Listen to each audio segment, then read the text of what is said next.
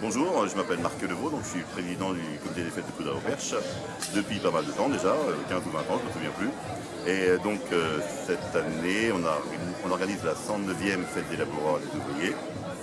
Donc c'est une fête ancestrale évidemment, hein, donc, qui a débuté au départ, c'était pour la bénédiction des semences, le curé bénissait les semences pour les agriculteurs, pour ensuite après les ensemencer en terre pour qu'il y ait une bonne récolte.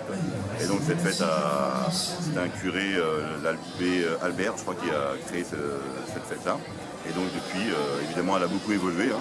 Et donc aujourd'hui, c'est devenu une grande fête à l'ancienne. En fait, pour la 80e, on a organisé une fête à l'ancienne. Et depuis, on a gardé ce thème-là. Donc tous les villageois sont habillés en tenue 1900. Et donc aujourd'hui, c'est devenu une fête agricole, on va dire, on l'appelle agricole, parce qu'au départ, il n'y avait que des vieux métiers, que des trucs, que des artisans. Maintenant, aujourd'hui, il y a aussi des voitures, des tracteurs, enfin, donc c'est ouvert à plein d'exposants pour que cette fête puisse vivre.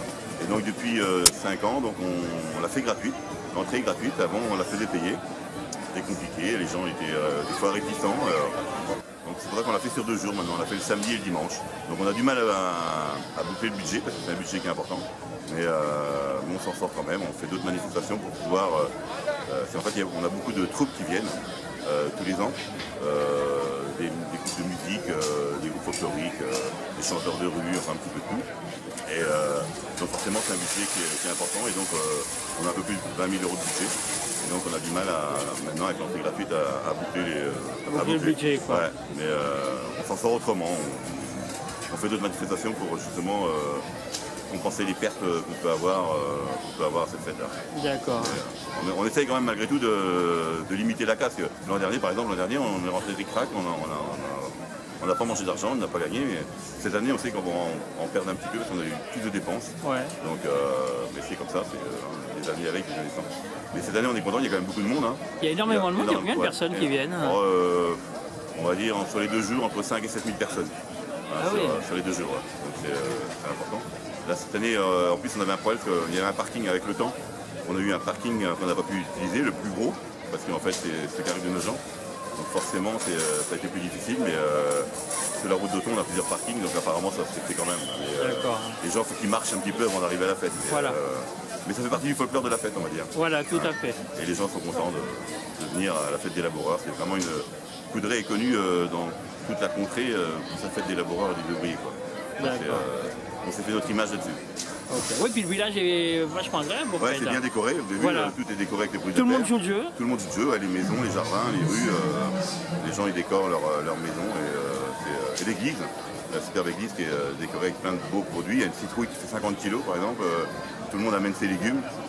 Il y a des gens qui se font un plaisir de cultiver des gros légumes pour les amener dans l'église pour la décoration. D'accord. Donc voilà. Ok. Donc ici, vous n'avez pas de problème pour motiver les gens? Non. Tout le monde joue le jeu. En fait, c'est vrai qu'on est une commune, on est 350 habitants et on a donc 120 adhérents comme j'ai fait.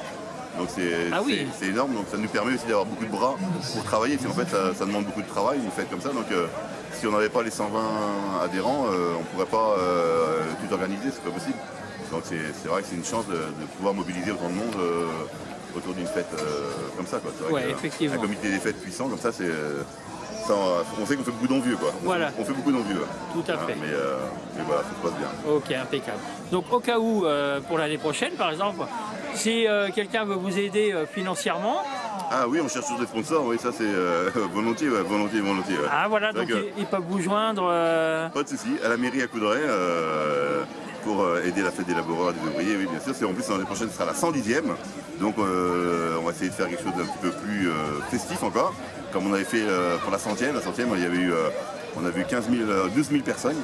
Là c'était noir, blindé de monde, il avait fait super beau en plus, et donc là on a vu des grosses dépenses, mais on a vu des aides du conseil régional, conseil général, un petit peu de tout, mais là aujourd'hui c'est fini, on n'a plus d'aide du tout, hein, plus de subventions aucune. Ah oui, ils ont coupé les robinets, oui. Non, donc on fait avec, mais on s'en sort quand même, donc c'est le principal. D'accord, ok. En tout cas, moi je conseille à toutes les personnes qui veulent aider donc financièrement de venir vous aider parce qu'en fait vous êtes hyper motivés. Ouais. Ouais, Donc ouais. ça se voit et pas les deux pieds dans le même sabot. Non, et puis en plus c'est pas pour rien, il y a beaucoup de monde, ça attire beaucoup de monde, donc forcément c'est une fête qui est reconnue, donc il n'y a pas de souci, il y a des retombées, quoi. Il y a des retombées pour les gens qui font du sponsor, il n'y a pas de souci. Ok, impeccable. Parfait. Rien d'autre à ajouter? Eh ben non, écoutez, à l'année prochaine pour la 110e. Hein. Tout à fait, on sera là. Hein, super, impeccable. Merci. Merci. Au revoir. Au revoir. Super, hein. Pareil que tu envoies quelques-uns, quoi. Oui. Apparemment. Ouais, c'est super. Malgré son nom. Merci bien. Je m'appelle Jérôme, mais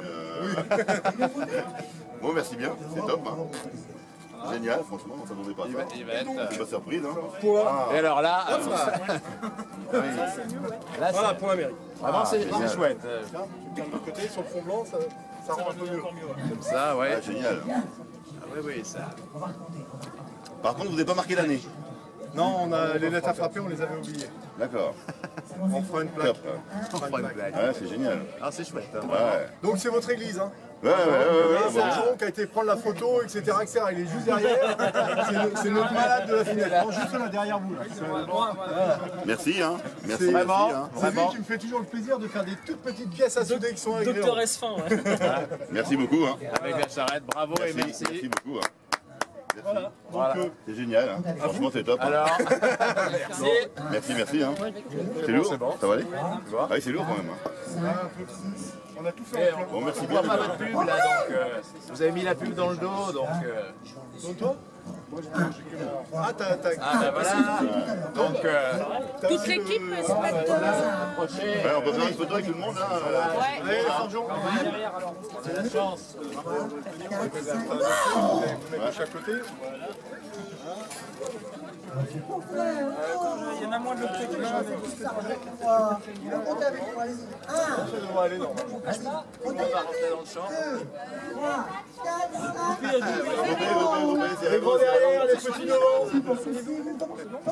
Julien, David, comment Écoutez, après tout, je vais les garder. 1, 2, 3, 4, On fera 5, du Photoshop. 6, on va compter, Coller tout le 7, monde dans le cadre. après cette Super, merci beaucoup. Merci à vous. c'est 9, c'est...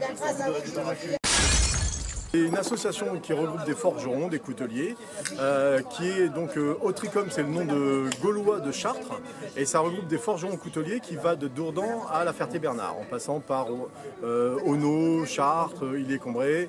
Voilà, donc c'est un rassemblement. Il y a des professionnels, il y a des amateurs. L'objectif, c'est de montrer que ce n'est pas qu'un vieux métier. C'est un métier encore actuel. Certains sont installés en tant que forgerons. Donc le grand principe, c'est aussi le partage. On est là pour partager, échanger sur les différentes techniques que l'on peut pratiquer, chacun de son côté.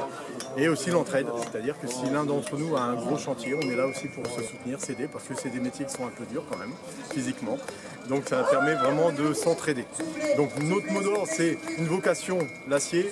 Non, une passion, l'acier, une vocation, le partage. Voilà, ça c'est le slogan de l'association. Donc vous avez peut-être pu nous voir aux Artisanales de Chartres l'an dernier. Et voilà, aujourd'hui nous sommes ici, depuis hier bien sûr. Donc à cause au Perche, faut peut-être le préciser. D'accord. Voilà. Mais pour être forgeron, il y a encore la filière à suivre, hein. Il y a des formations qui sont dispensées en ferronnerie d'art par l'AFPA. Ensuite, on est deux ici dans l'association à avoir été passer un diplôme de forgeron coutelier. Donc on a la double casquette.